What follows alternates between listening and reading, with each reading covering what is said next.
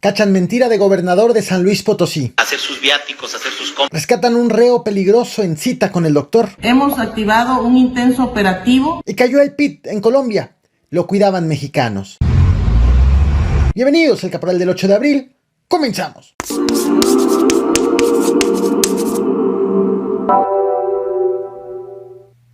Autoridades mexiquenses se encuentran investigando vaya caso. Un automovilista asegura que fue chocado por atrás por un hombre a bordo de un Porsche. Esto en la autopista México-Toluca. Acto seguido, el hombre del auto de lujo se frena, se baja con sus escoltas y comienzan a agredir al conductor que asegura haber sido chocado. El hombre ha sido identificado como el empresario Miguel Sacal y no es la primera vez que lo videograban agrediendo. En el 2007 fue videograbado agrediendo a un reportero y en el 2011 a un ballet parking. Oye, ¿qué es esto? Sí. ¿Qué es esto? ¿Qué es esto? Yo tengo un me iba a venir a cenar, aquí a desayunar a la Marquesa. Y un GT3 RS venía corriendo y me da un llega atrás en la Q7. Está grave y grave, pues le hablo del seguro y punto, ¿no?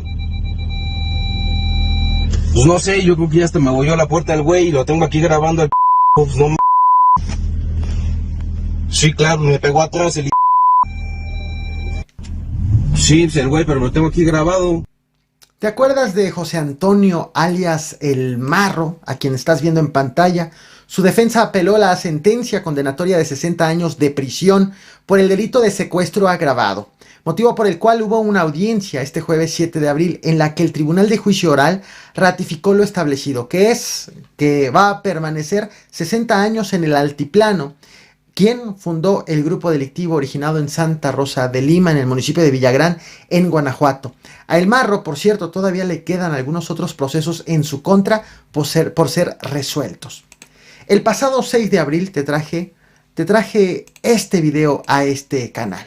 Una serie de acontecimientos en San Luis Potosí, como el asesinato de un mando de la Guardia Nacional, como la persecución de hombres armados a un funcionario de la Secretaría de Comunicaciones y Transportes, así como la presencia de civiles armados en la vía pública de Tamazunchale, todo esto con total impunidad.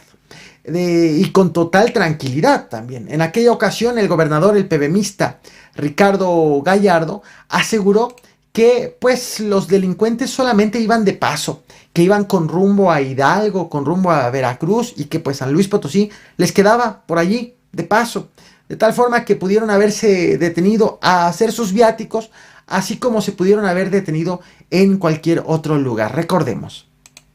Está rápido, a ver, la federación nos dice que son personas que iban de paso hacia Hidalgo y Veracruz, pero vuelvo a repetir, si ellos ven que en el pueblo no hay seguridad por parte de municipales o nadie, pues ellos van a entrar a hacer sus viáticos, a hacer sus compras y a seguir su camino. Y no Tamazunchale, le pudo haber pasado a cualquier otro municipio que está de pasada hacia los otros estados vecinos, que son los que tienen los problemas más grandes. Entonces, si nosotros tenemos que seguir trabajando con la policía municipal, que nos apoyen, reforzar. Hoy ya existe ahorita un operativo por parte de Guardia Nacional y Ejército Mexicano en la entrada de Tamazunchale, entrada y salida, se está revisando todo el vehículo que entra y sale, pues para que no vuelva a pasar que a alguien se le ocurra pasar de compras a Tamazunchale y espante a la gente, ¿no? Pero también es un tema que los municipales nos deben de apoyar. Esta versión ha sido reforzada hace apenas unas horas de este viernes 8 de abril por el secretario de Seguridad Pública del Estado, Guzmán Ángel González, quien aseguró que el gobierno del estado ya estableció una buena coordinación con la policía municipal de Tamazunchale, por lo que ya no han reportado más problemas, además de que ya hay elementos de la policía estatal y de la Guardia Nacional apoyando a la municipal. Sin embargo, el medio La Silla Rota ha tenido acceso a imágenes producto de investigaciones sobre la circulación de estos hombres armados, imágenes presuntamente expuestas ante integrantes del gabinete de seguridad, en donde se aprecia la ruta que siguieron los hombres armados, la cual imagen que estás viendo en este momento. No fueron con rumbo a otra entidad, sino que se quedaron en San Luis Potosí, en específico en el municipio de Tamazapo, colindante sí con el estado de Jalisco, pero dentro del territorio de San Luis Potosí.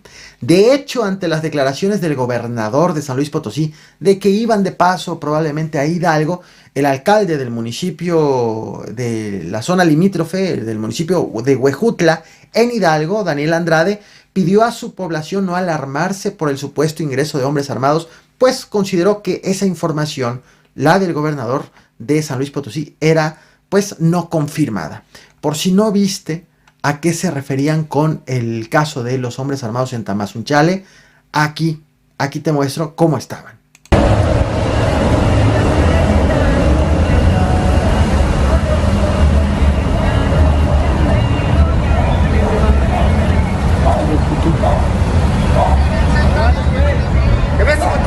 Muy seguramente esta transmisión en vivo, como sabrás, no será monetizada dado los temas delicados que estoy tocando. Por más que cuide los temas, por más que cuide las imágenes, YouTube no suele poner anuncios, lo cual esto significa que no representará ni un solo ingreso, ni un solo centavo por mi parte. Mi compromiso es compartirte información.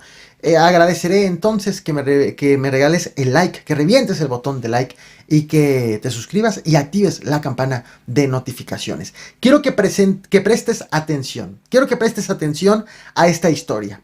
La de Ignacio Contreras, alias Nacho o el hondureño. Lo estás viendo en pantalla. Él estaba ya cumpliendo una sentencia por los delitos de homicidio y secuestro. Pugnaba la condena en el Centro Penitenciario Estatal de Tanivet, en el estado de Oaxaca.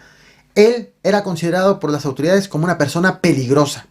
La Secretaría de Seguridad Pública del estado de Oaxaca ha informado que lo sacaron del penal por la mañana de este viernes 8 de abril para llevarlo a un hospital privado en Tlacolula de Matamoros.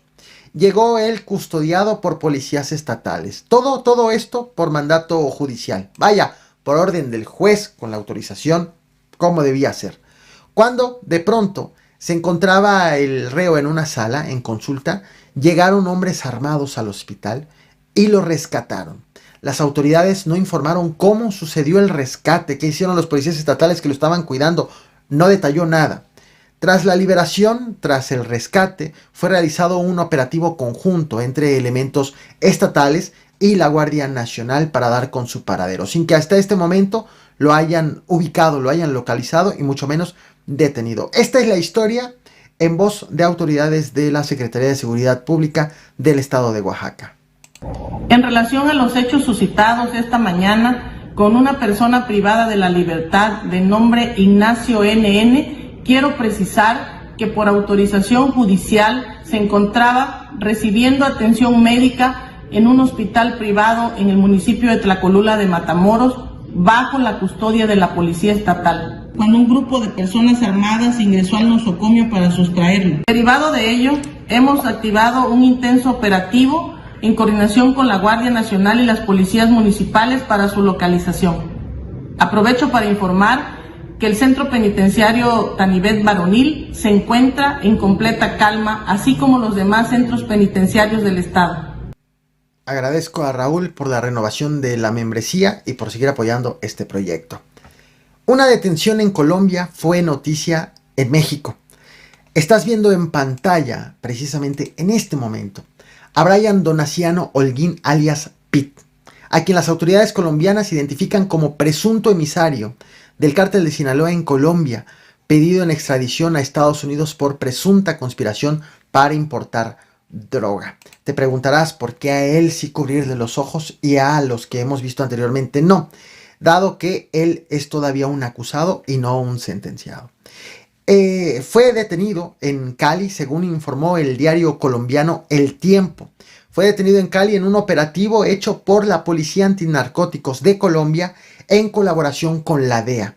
Tras seguir la pista a una modelo que presuntamente sostenía una relación con Pitt. Brian tenía también la ficha roja en la Interpol y según las autoridades, en Colombia se reunía en zonas exclusivas con personas relevantes, importantes, y tenía a mexicanos cerca de su residencia trabajando como halcones, revisando al tanto de movimientos extraños para que le avisen y pues pueda actuar en consecuencia. Estás viendo en pantalla precisamente los momentos de la detención y presentación de Pitt. Te lo muestro. No olvides reventar el botón de like, compartir y suscribirte. Nos vemos mañana con más información. Gracias. ¿Listo,